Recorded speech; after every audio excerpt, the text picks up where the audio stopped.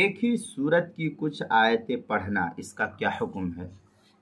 چنانچہ ایک ہی سورت کی کچھ آیتیں ایک جگہ سے ایک رکعت میں پڑھنا اور کچھ آیتیں دوسری جگہ سے دوسری رکعت میں پڑھنا، اس کو فقہاء نے مکروہ تنزیہی لکھا ہے۔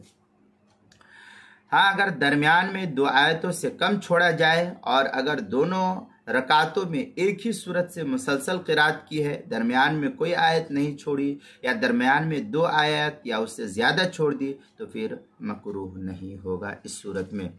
چنانچہ در مختار وغیرہ کے اندر ہے لا باس ان یقرأ فی الاولی من محلی وفی الثانی من آخر ولو من صورت ان کان بینہما آیتان فاکثر۔ پھر آگے شامیہ میں افاد انہ یکرہ تنزیہا، یہ فتاوی شامی جلد نمبر 1 صفحہ نمبر 546، کتاب الصلاۃ مطلب الاستماعی للقرآن، یہ جو ایچ ایم سعید کراچی پاکستان کا چھپا ہوا نسخہ، اس کے اندر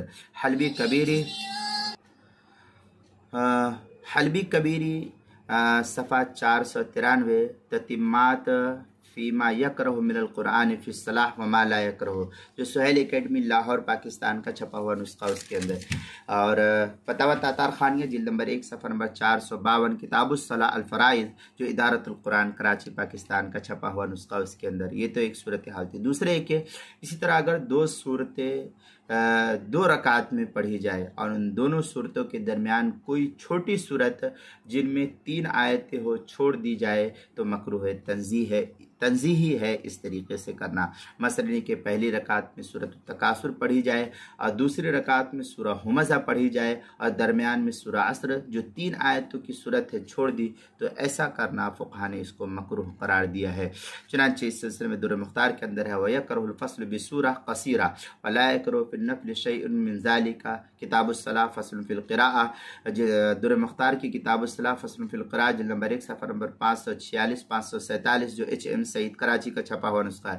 حلبی کبیری تتمات فیما یکرہ من القرآن فی الصلاۃ وما لا یکرہ، صفحہ 493، سہیل اکیڈمی لاہور کا چھپا ہوا نسخہ۔ فتاوی تاتار خانیہ کتاب الصلاۃ الفرائض جلد نمبر 1 صفحہ نمبر 452 453، جو ادارۃ القرآن کراچی پاکستان کا چھپا ہوا نسخہ اس کے اندر۔ اسی طریقے سے چوتھی صورت یہ کہ یہ کراہت فرائض کے ساتھ خاص ہے، فرض نمازوں کے ساتھ خاص ہے۔ نفل نمازوں میں اگر ایسا کیا جائے گا تو پھر ایسا کرنا مکروہ نہیں ہے، لیکن وہاں بھی احتیاط کرنا چاہیے۔ چنانچہ اس سلسلے میں بھی یہی بحث نقل کے در مختار کی وَيَكْرَهُ الْفَصْلُ بِسُورَةٍ قَصِيرَةٍ وَلَا يَكْرَهُ فِي النَّفْلِ شَيْءٌ مِّن ذَلِكَ، در مختار کتاب الصلاۃ فصل فی القراءۃ جلد نمبر 1 صفحہ نمبر 546 اور 547، جو ایچ ایم سعید کراچی پاکستان کا چھپا ہوا نسخہ اس کے اندر۔ سہیل اکیڈمی لاہور کا چھپا ہوا نسخہ، اس کے اندر اس کو حلبی کبیری تتمات فیما یکرہ من القرآن فی الصلاۃ وما لا یکرہ، صفحہ 493، جو سہیل اکیڈمی لاہور کا چھپا ہوا نسخہ اس کے اندر۔ فتاوی تاتار خانیہ کتاب الصلاۃ الفرائض، کتاب الصلاۃ الفرائض جلد نمبر 1 صفحہ نمبر 452 453، جو ادارۃ القرآن کراچی پاکستان کا چھپا ہوا نسخہ اس کے اندر۔ اسی طریقے سے نماز کے مسائل کا انسائکلوپیڈیا جلد نمبر 1 صفحہ نمبر 204 اور 205 پر اس کو نقل کیا۔ حروف تہجی الف عنوان ہے، ایک ہی سورت کی کچھ آیتیں پڑھنا، اس کے تحت جو ہے اس مسئلے کی وضاحت نقل کی گئی ہے۔